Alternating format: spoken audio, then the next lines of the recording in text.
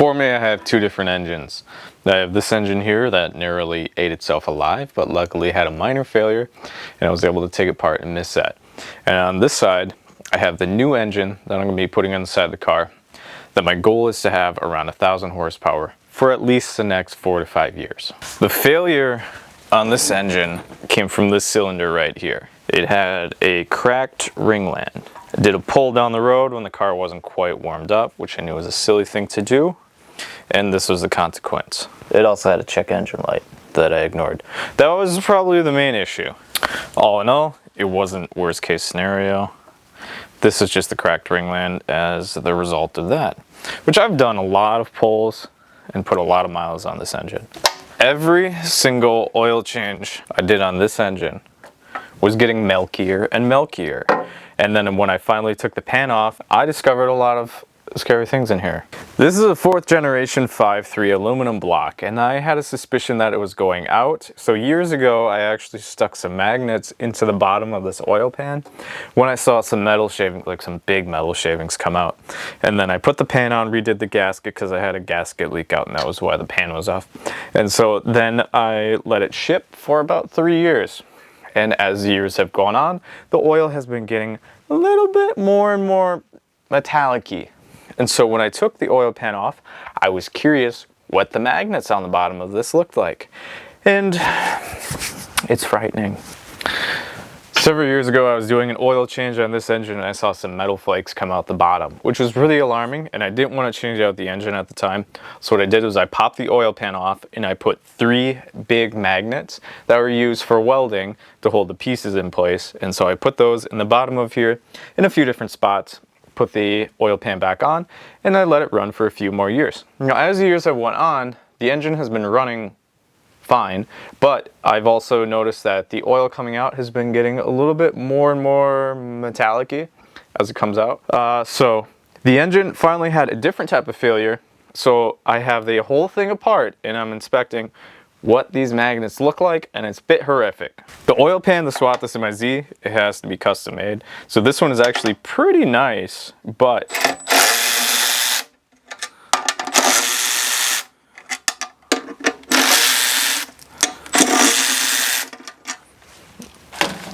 got to do a little bit of work to get to them. I have not taken this plate off since I popped this off. Well, I've been able to get a glimpse at the magnets. I'm also able to see that there's a lot of shavings right here.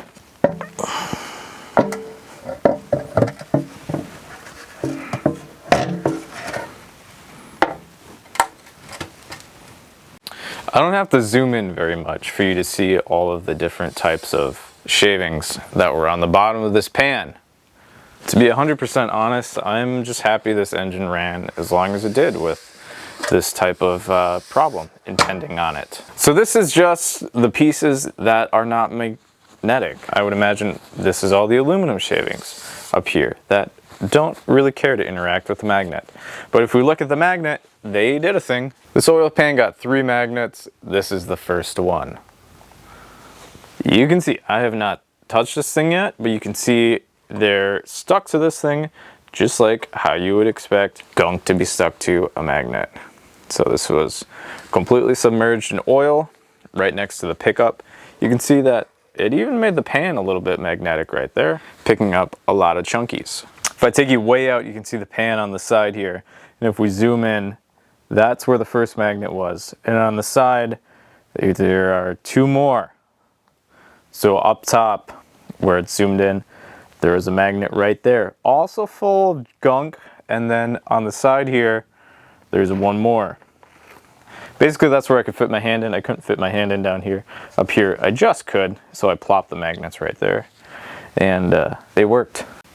This is one of the 3 magnets that was in the bottom of the oil pan. You can see how it has attracted a lot of sharp shavings.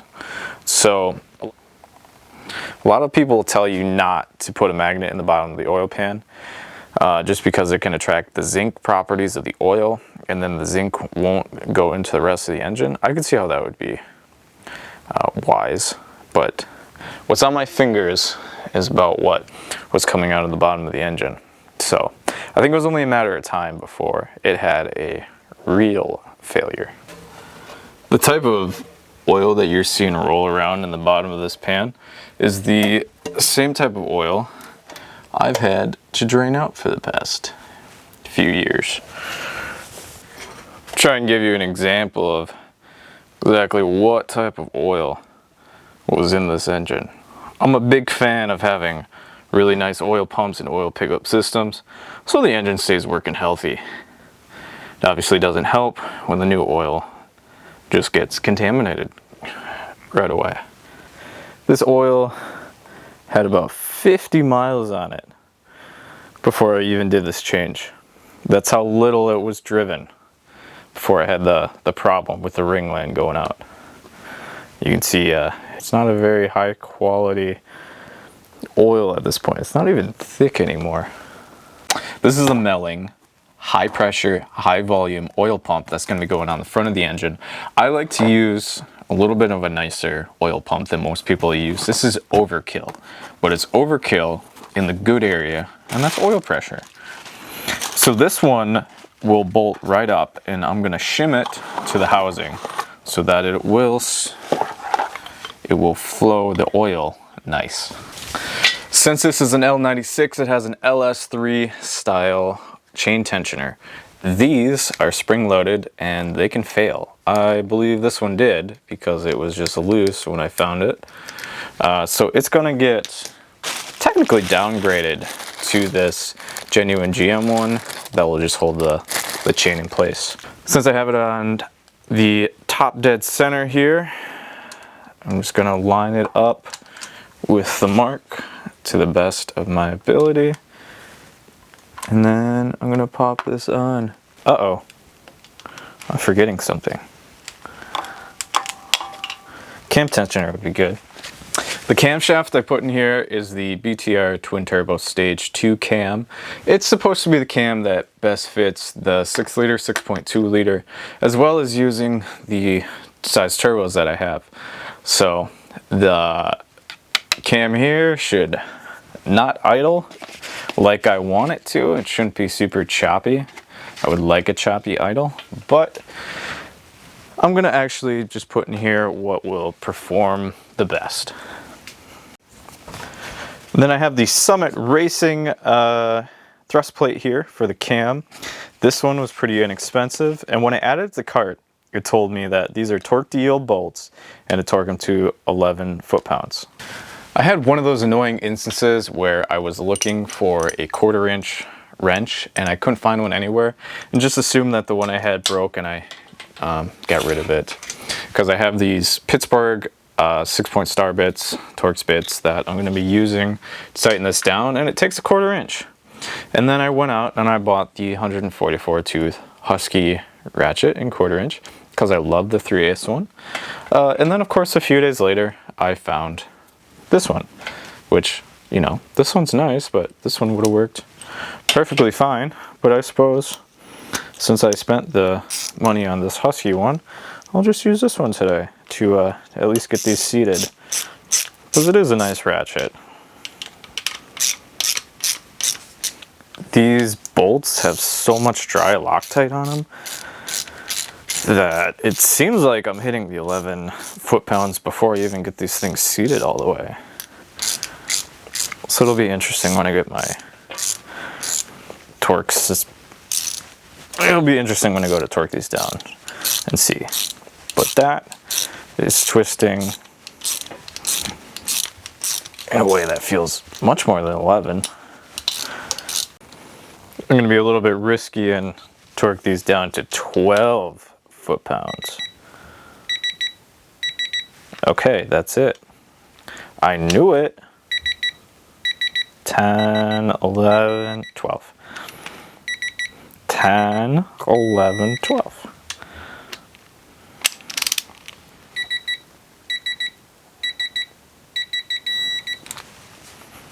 I don't know if I quite got this one all the way. Yep. Okay. The old timing chain was just degreased in my degreaser that's full of... The new chain has just been degreased. The oil pan is full of degreaser. I dunk it in there for a few minutes. swished it around while it was submerged, and now I'm just gonna re-oil it and then put it back on. Look at how nice that is. Just completely submerged in some new oil. Now I'm gonna take the plate and try and get this on here. It is at top dead center. Mark is up.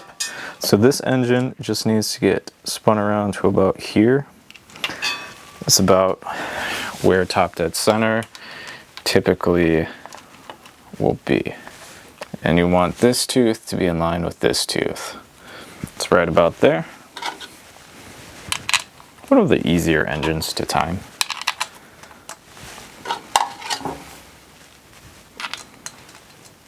One of the coolest things about working on an LS engine is GM in their infinite wisdom keeps everything incredibly consistent. So I was able to pop off the LS3 tensioner and then replace it with the old style chain slap tensioner. But this piece is for the chain and it just bolts right up. One of the pieces I'm also going to show for the tool of the day is this socket set. It's a Nano socket set, and I really like it because it goes from 6mm up to 19mm, and they have a set that goes up to 24mm. And why I really like this is because it's all 3/8 all the way throughout, even down to the 6mm. And then if you also need to get into an awkward spot, you can throw a wrench on here, a 17mm, and then wrench on it with a 17mm wrench, which is pretty helpful if, say, you don't have a 6-spline. So these are impact rated, and I use them just for about everything. And they're really handy to get into a lot of the small places. And they just ended up being my go-to socket set. So if you guys are interested, I have an affiliate link down below. They're just a tool that I've been using for several years that I enjoy, that you guys might also enjoy. They're pretty affordable. So this is the high-speed ratchet. I've been using this quite a bit. I have mixed feelings about it, but I don't think I'm going to get rid of it. And then I'm just going to finish these off with a nice little Mechanic Special feel-by torque. So that feels like it's torqued. That feels like it's torqued. So therefore, it is torqued. One thing I'm starting to take part in, because I just learned about it in the last few weeks, is shimming the oil pump. Traditionally, we all just take the oil pump, slap it on, and once in a while it'll have a failure. Obviously, you don't want that. So what I'm doing is I'm gonna put this in place, take the cover off, and I'll show you how to shim it.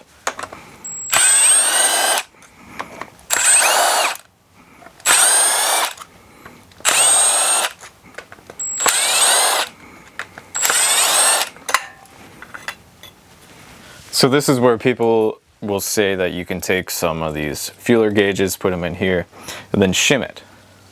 I was just kidding. You don't need to shim this.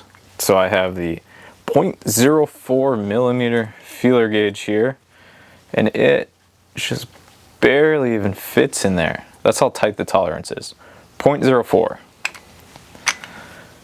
And then you're supposed to put two of these in here. One on the top, one on the bottom, sideways, so that you can find where this is centered. The tolerance in this thing is so tight, you don't have to do that.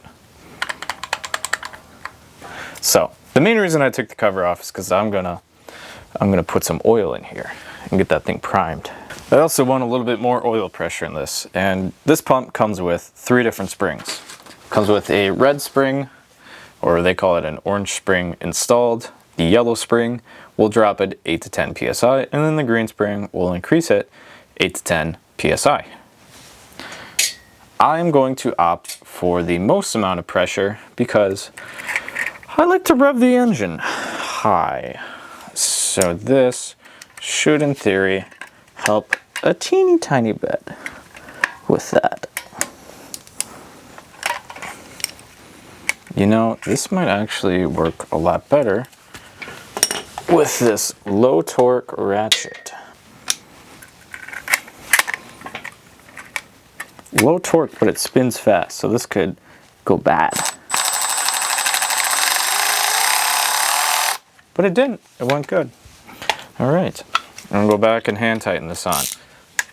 They actually give you the torque spec for this on the instruction manual, which is good to see.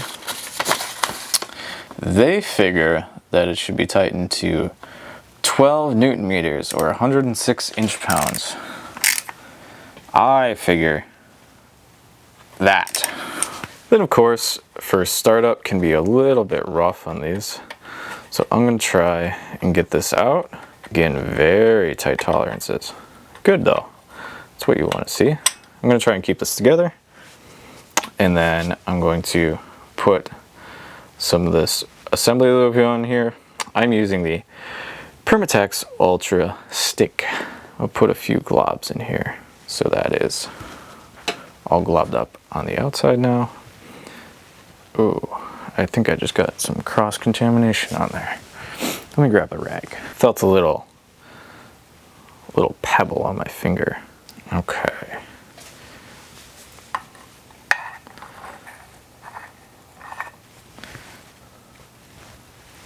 Nice amount of lube in there. Of course, I can turn this thing by hand and get a little bit more in there. I also just gonna shoot some up here so that this whole pump is just full of a nice, generous amount of oil, so that as it gets primed, it'll have some in there to cycle on.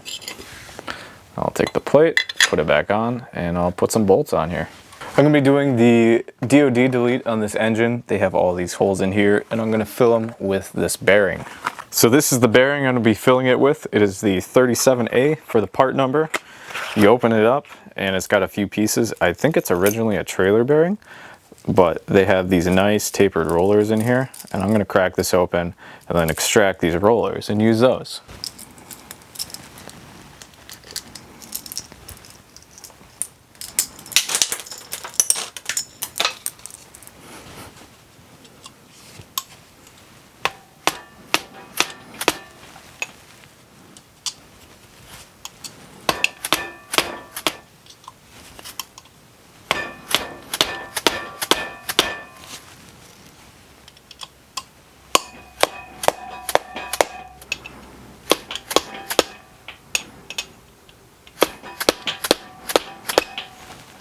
I'm very happy I went this route instead of welding these bung holes, because this is such a easy and such a satisfying thing to do.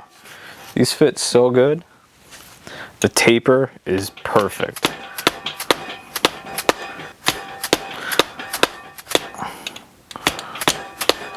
I don't think you'll ever have to worry about that leaking a drop.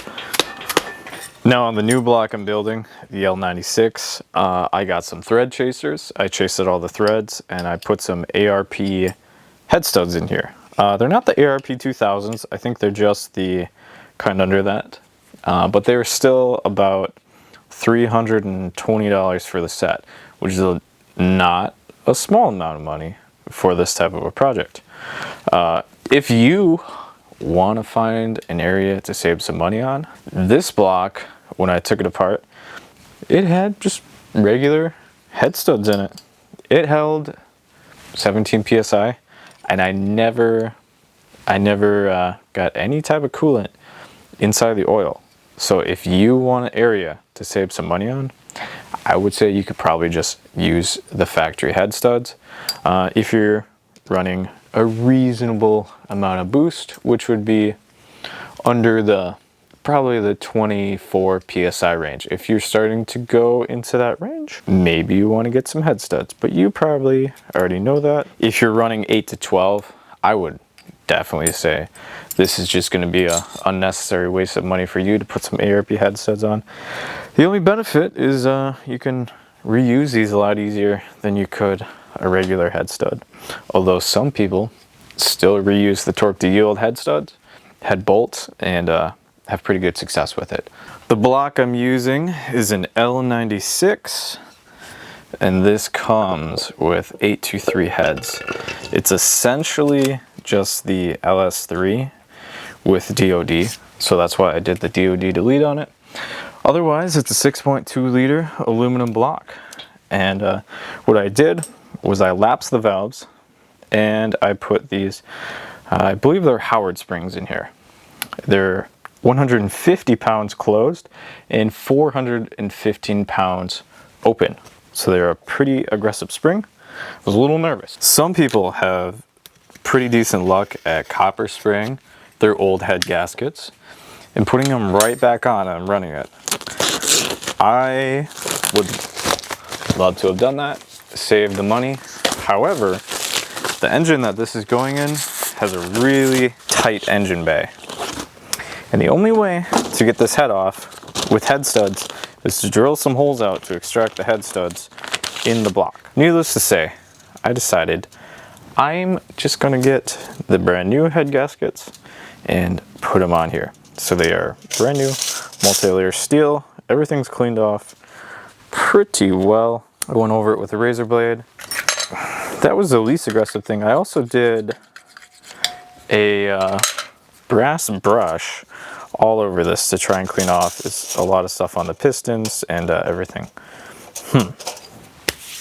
I need to put the lifters in. So I'm using the Howard 522 lifters. I wanted to use some LS7 lifters, but it was just kind of difficult to source some genuine ones. These were, I think, about $300 for them. What's nice about these is they're supposed to be a really good lifter. They also have a retainer clip in here that helps hold it in place so that everything stays seated really nice. I just opened the new lifter trays here, and so I'm gonna plop these in there. Lifter trays are really inexpensive. I would say even if you're on a budget build, it's definitely a good idea to do some new lifter trays. However, I bought these at a shop near me, and they asked me if I wanted to do some new lifter bolts. The lifter bolts were $2 a piece, so you spend $8 on the 4 of them to put some new lifter bolts in. I didn't do that. It seemed a little expensive when I'm sure the bolts that I have are fine. Make sure that everything goes in nice and smooth here.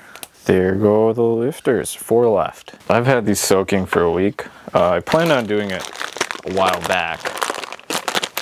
You know, same thing, one of those things. Some guys, I don't think everyone necessarily soaks their lifters. This is one of those things I decided to, because I had some pretty cheap oil I got on sale sitting around, a little container. I put a can in here to save some space, because I don't plan on reusing this oil except for maybe lubricating other parts. Drop this one, kind of hit on the side here. Luckily not on the roller. Dug up the floor a little bit, but luckily landed on the side. All right, take a rag here. I'll wipe that off. You know, since this will be super fresh, I don't want it to bring anything onto the cam, since the cam will be brand new. So I'll just try and get all this debris out of there to help mitigate any problems that might be caused from this. Guess that is a downside of soaking the lifters. They're slippery. I mean, even if it was damaged a little bit, I don't know that I would be running out to get a new pack to replace this one. All right, one more. You can check the rollers, make sure that they look pretty good right out of the box. Drop the lifters in here. All right, there we go. Got those in. I'll just torque the bolt down.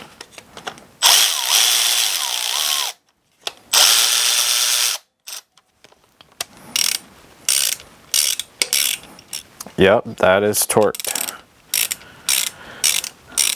Torqued to spec. I had one of those fun moments where I forgot that ARP is a really big fan of 12-point nut heads or bolt heads.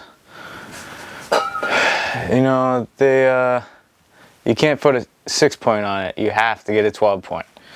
And I didn't have a 12-point for this size. It's a 9/16. So I ran to the store with a nut and I found a socket for it. It was like $8-9. but I got it here, just the one socket, and now I can go back to torquing these. And then I got back and I realized that the top half is a different size. I'm just gonna make the 10 work for that. I have a 12.10 millimeter bolt that should work. I mean, you only tighten these down to 28 foot-pounds anyways, so they're not as critical as the bottom. The 9/16 fell between a 14 millimeter and a 15 millimeter. I had a 15 millimeter, but not a 12 millimeter. I had not a 9/16. That would have worked. Anyway, I would need a pretty deep socket for this anyways. I think I need to get my breaker bar for this. First round just goes to 25 foot-pounds. I am no stranger to not torquing stuff to spec. However, I am going to do it for all of these exactly how the manufacturer specifies. And you would think that'd be GM, but because these are ARP, I'm going to follow the manual here. It's in 4K. You can pause it and read it. All right, so I did steps 1 and 2. Now I'm on 3, which is to go through the order and then tighten everything to 80 foot-pounds. This is pre-lubed, so all the bolts were pre-lubricated. That's how ARP wants you to do them. Just about all their hardware is that way. So I have this set to 80.2 foot-pounds because I didn't care about the extra 0.2. 60, 70, and 80.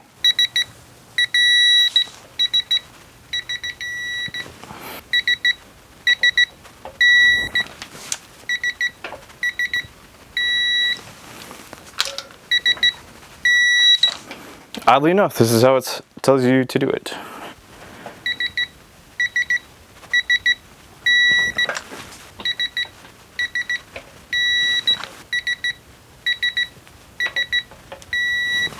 Get me out of breath doing this.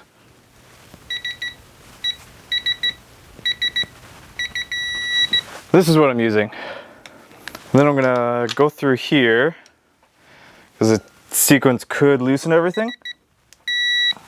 No, that's fine.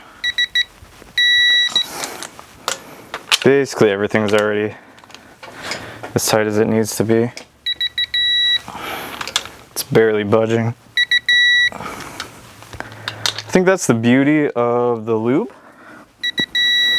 is you don't have to re-torque everything. So that should be good. On to the next step.